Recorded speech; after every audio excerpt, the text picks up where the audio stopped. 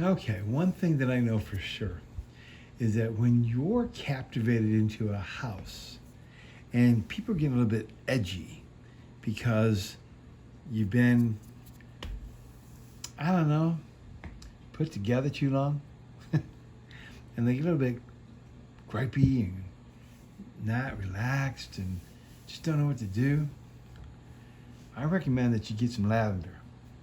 If you're not allergic to it, get some lavender. Get some lavender candles, lavender hand wash, lavender scent, anything lavender to help the person relax.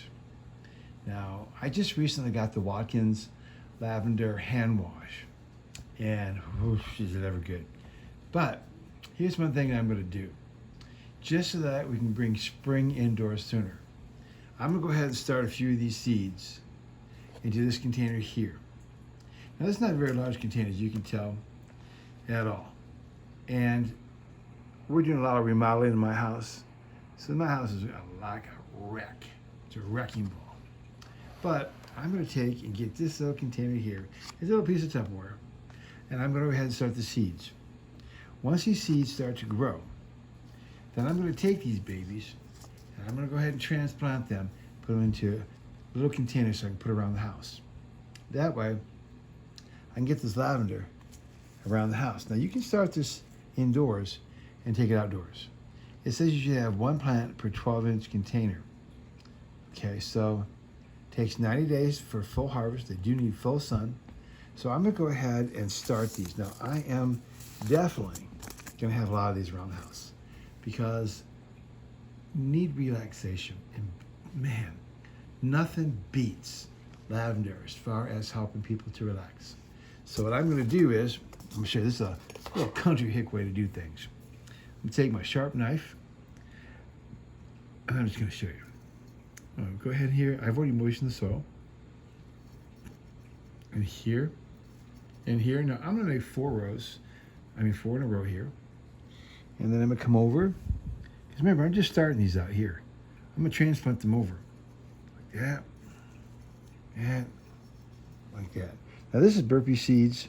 It's organic soil to set your seeds out. And I usually use it for my vegetables, but I'm finding that it's just a little bit too uptight right now with all this COVID stuff going on. So we need to have some relaxation. And nothing better than taking God's given plants and bringing in what we know is a way to relax. Now I want to show you this. These seeds are very, very tiny. Very tiny. I mean, look at that. That's how small these are. So I'm gonna go ahead and put these into the soil, and I'm gonna push them down. Now, one thing I can tell you, this is, I know probably some people don't like this, but I can lick the very tip of my finger to grab one of these seeds. See that? And then I can go ahead and lay this into that soil where I want it. Cover it up. All done. And then come over and get the next one. Now, because now my soil is a little bit moist, so when I lay that into the soil, seeds going in there, and then I'm ready for the next one. Now I recommend that you push these seeds around so that you only get the one you need. See that? One you need. Right there. Put that baby in here. Down she goes. And now go ahead and get this one. And there she goes. Now, I'm gonna go ahead and pour some more seeds in there, because I know those are. And let's get some more going. I'm not wasting seeds because if you haven't heard, we have an overabundance of buying of seeds recently because of this pandemic. So there's a shortage of seeds. So I'm gonna get all these planted right. See how small those are? I'm gonna get all these planted right in here, and I'm gonna cover them all up.